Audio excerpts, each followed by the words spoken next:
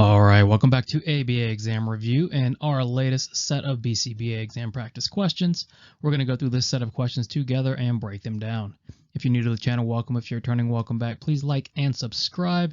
Check out behavioranalyststudy.com for all our combo pack and all of our practice exams. As always, when you pass, let us know so we can include you in the Sunday shout out. Work hard, study hard. Let's get going. The target behavior in Lane's treatment plan is off-task behavior, but it isn't well defined. The behavior technician records 5 instances of off-task behavior during class one day, while the teacher records 9 instances of off-task behavior. When comparing the data, what does the data definitively lack? So, we're looking at data collection here, and there are 4 main things we're looking for in data collection: accuracy, reliability, validity, and inter-observer agreement.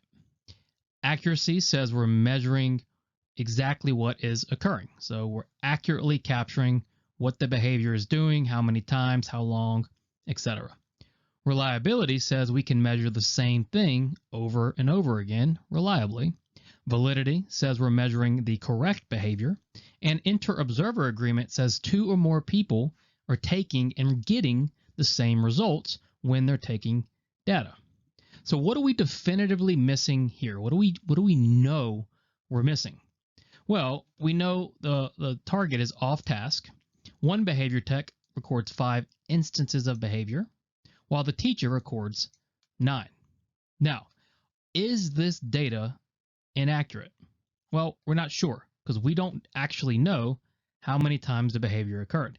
It's possible one is accurate and one is not, but we don't know if they definitively lack accuracy. We can't really be sure. What about reliability? Well, since we only have one data point, we're not sure if they were to measure again, would they reliably get the same results? So we can't be sure if they're reliable or not. What about validity? Well, they're measuring the right behavior, so we do know the data is valid because the behavior is off task and the behavior technician recorded off task and the teacher did as well. So at least we know the data is valid. What we know for sure that the data lack is inter-observer agreement. And why is that? Well, because inter-observer agreement, we're looking for consistent results across the board, right? We're looking for both individuals, or however many individuals are taking data, we're looking for that data to indicate the same results. So our IOA would be 0% here. If we only have one data point for each measurer, in this case the tech and the teacher, and it doesn't match, our IOA is 0. If this data was the same and the data indicate both 9 instances, IOA would be 100%. So what we know for sure is that the data lack inter-observer agreement. Meg loves to dance, but her parents do not approve. Whenever Meg dances in front of her parents, they reprimand her and ground her for the weekend. Now, Meg only dances in private or with her friends, and only if her parents are not around. What do Meg's parents represent relative to dancing? All right, we have a standard behavioral question.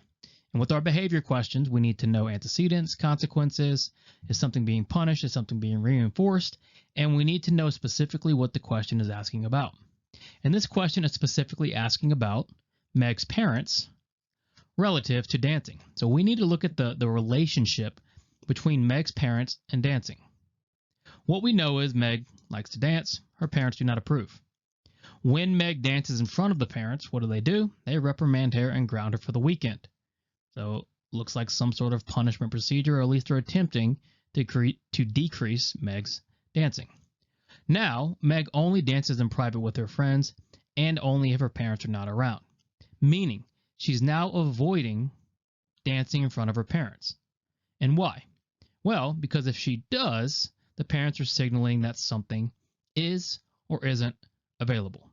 They become SDs for something or S deltas for something. So A, are they SDs for reinforcement? Well, no, Meg is not going to receive reinforcement for dancing in front of her parents. She's going to get reprimanded and grounded. And that's decreased the behavior of Meg dancing in front of her parents. Her parents are not signaling reinforcement is available. What they're doing is they are now made themselves S deltas for reinforcement. Parents are signaling to Meg, reinforcement is not available here. They've become SDs for punishment. Remember, an SD is signaling that a certain consequence is available because in the presence of the stimuli, that behavior has either been reinforced or punished in the past. There's been a consequence for that behavior in the past. In this case, Meg has been punished. There is no reinforcement available. The parents are signaling to Meg, no reinforcement is available. C is the opposite, right? They're not S deltas for punishment. They're SDs. And S delta means they're signaling it's unavailable. And Meg's parents are signaling punishment's available, so they're SDs for punishment, and they're S deltas for reinforcement. Make sure you understand the difference between those two things. The difference between an SD and an S delta. Which of the following examples lacks formal similarity and point-to-point correspondence? Now, in order to correctly answer verbal operand questions, you have to know what formal similarity looks like and what point-to-point correspondence looks like. And so when we have verbal operands and we are talking about formal similarity, what are we referring to? Well, we're referring to what the response looks like. Is it spoken? Is it written? Is it signed? That is the form. If the verbal operands are formally similar, then they've taken the same form. Then the speaker and the listener have both spoke, or they've both signed, or they've both written, or they've both read. That is formally similar. Point to point is what's going on within the response. Meaning when I'm talking, whatever I'm saying is what we're talking about with point to point. And so if I say go to the movies, and my wife says go to the movies, that is point to point. Those are identical responses. The form refers to how it looks. Point to point refers to what is the context, what is the content of the response. So we're looking for something that lacks both of those. The form isn't the same, and the content is not the same. A, Harry looks up from the bar and reads the following headline out loud. We landed on the moon. Well, he read the written word, so the form is different, but he read it word for word, so it does have point-to-point correspondence. The content is the same. B, Sean points at the green smoothie, and the clerk says, would you like the green one? So Sean pointed, the clerk said, the form is not the same.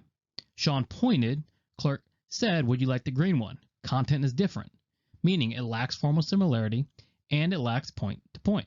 So B looks pretty good. C, Yuli texts her client, sorry, I need to cancel today. Her client texts back, no problem. Well, text and text, form is the same. Content, sorry, I need to cancel today, no problem, different. So it's lacking point to point, but it does have formal similarity, so it can't be our answer. And then D, Anthony writes a proposal for a grant, which is then read by an editor. So Anthony writes, editor reads, but he's reading word for word, so content is the same, even though the form is different. The only answer where the form is different and the content is different is B, pointing, saying, pointing at green smoothie, saying, would you like a green one? No formal similarity, no point to point. Trey is thought of as a smart boy who is quick to learn. He usually picks up new skills quickly and moves through targets at a rapid pace during discrete trial training. Today, his reinforcement schedule went from an FR3 to a VI3 while new targets were introduced. Now, Trey is much slower to respond and has even shown signs of escape behavior. What is the likely explanation? So we're thinking of the likely explanation or the most parsimonious, right? We're always trying to be parsimonious. What's the simplest explanation? What's the context? Trey's smart. He's quick to learn, picks up new skills quickly, moves through targets rapidly during discrete trial training. So he's a good learner, right? They're trying to establish that early. Trey is a good learner. However, and this is important, his reinforcement schedule just changed. FR3, so every third response gets reinforced, to VI3, meaning on average, every 3 minutes, he receives one reinforcer or reinforcement once. That's a big jump, right? That's a quick fading of the reinforcement schedule. And as a result, responses are slower, he's starting to escape. What has likely occurred? And the only empirical objective information we've been given, because smart and quick to learn and all these things are subjective, the only thing empirical is his reinforcement schedule changed and then his responding changed. So what do we call that? When the reinforcement schedule is faded very quickly and as a result responding changes.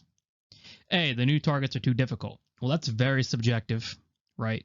That is not a good explanation for why it's changed. The new targets are too difficult.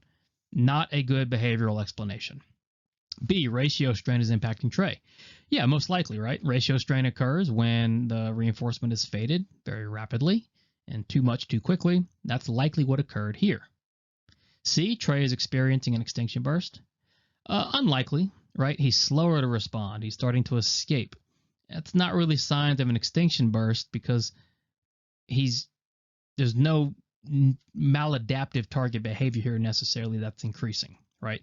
During an extinction burst, the behavior on extinction is increasing, and that's not what's happening here. And then D, prompting is not prevalent enough in the discrete trial sequence. We don't talk about prompting at all. Prompting is never mentioned. You've got to use just the information given. D is bringing in a lot of outside opinion and outside assumption. Use what the question gives you, right? And so clearly the answer is going to be B. Notice how we always read every answer choice, and we always determine why is the right answer right, but more importantly, why are the wrong answers wrong? When you start doing both, that's when you're getting really, really good at the exam. You, a behavior analyst, are told by a stakeholder that your client receives facilitated communication training outside of ABA services. You attempt to show the stakeholder the empirical evidence against this type of treatment, but the stakeholder tells you that they are going to continue using facilitated communication. What should you do next? All right, tough one, right? You're an analyst, and your client is getting facilitated communication, which has been a disproven method of speech therapy, essentially. Okay, so you do your due diligence and you show them the empirical evidence. They said, well, I'm gonna do it anyway, right? We're gonna continue using FC. What do you do next? Well, in these situations, you have to ask yourself, is harm coming to the client, and is it impacting your ability to do ABA? Because if you show them the evidence and they still continue or choose to do this, that is simply their choice. And if there's no harm going on, if it's not impacting your ability, there's nothing else you can do. You got to keep doing your job. So A, terminate services with the client due to the empirical nature of facilitated communication. Well, the truth of the matter is many clients are going to engage in unempirical interventions, right? And if we canceled every time a client engaged in unempirical interventions, we'd likely have no clients left, right? So there's no grounds of termination here. There's no signs of harm. There's no signs of neglect. There's no signs of termination. B, meet with the facilitated communication provider and ask them to stop providing services to your client. Well, no, they've got a job to do, and who knows? Maybe it's working, right? Who knows what's going on or what they believe? It's not our job to police who does what, right? We can give our opinion as analysts and we can give evidence as analysts, but we can't make anybody do anything. C, continue to advise the stakeholder to terminate services with the facilitated communication company. At some point, you just need to move on, right? It's no longer your battle, and you don't want to ruin your relationship you have with that client. And so D, time to move on and continue providing ABA services as long as the other services are not interfering. Yes, as long as this isn't actually harming the client or harming your treatment, you've done what you could do. You've made your attempt. Time to move on. Time to continue giving good services. So tough little ethical question there. Hansel and Gretel's mom tells her children to not play near the old lady's house down the street. When asked why, the mom explains that the old lady is a witch and eats children who play in her yard. The children now avoid the house at all costs. What type of behavior does this represent? Interesting. So we're looking at this behavioral scenario. We've got the mom telling the children, don't play near the lady's house. Children say, well, why not? Mom says the old lady is a witch and eats children. What do the children do? They now avoid the house. And so you have to ask yourself, did the children actually come into contact with the contingency of the lady being a witch or eating children? They did not. Regardless, their behavior changed, right? And they avoided and never went near the house at all. And so simply by telling them what might happen, their behavior changed. What does that represent? Well, A, rule governed. It's a rule. Stipulating the contingency, we're stipulating what would happen if you do it. And even though you never come in contact with the contingency, your behavior still changes because of the rule. This is rule governed. Contingency shaped would be the children actually encountered the witch or they got eaten, right? They actually encountered the contingency, which is not what occurred. C and D, positively and negatively punished. Well, no. Their mom simply told them, don't do this. If you do, this will happen. They never came into contact with the actual consequence. The mom just told them the consequence. That was enough to change their behavior. And so the rule was strong enough to change behavior. Their behavior represents rule governed. For the past 3 months, Sandy received supervision from Dan as she worked towards earning her hours to sit for the behavior analyst exam. Unfortunately, Dan passed away and was not able to sign Sandy's supervision forms for the last 2 months. What should Sandy do about those accumulated hours? Sandy's in a pickle here, right? This is not good for Sandy. She did not get her supervision form signed in a timely manner. She's missing at least 1 month, right? And now Dan is no longer able to sign. So what can Sandy do in this situation? She needs supervision forms. Dan is not around. What does Sandy have to do? A, have her new supervisor sign off on those hours since she rightfully earned them. Well, no, because her new supervisor didn't provide the hours. Dan did. B, sign off on the hours herself. Definitely not. That's very unethical. She should not sign off on the hours herself. C, discard those hours and accrue them again. Unfortunately, yes. If she can't get those hours signed off for, those hours go away. This is why it's very important every single month, get your supervision forms signed. D, not enough information? Well, no. Sandy has to discard those hours and accrue them again. Dan's not around to sign. Tough break. Sandy is out of luck because she can't just sign off on those hours herself. She needs the person who gave them those hours to sign off. He can't.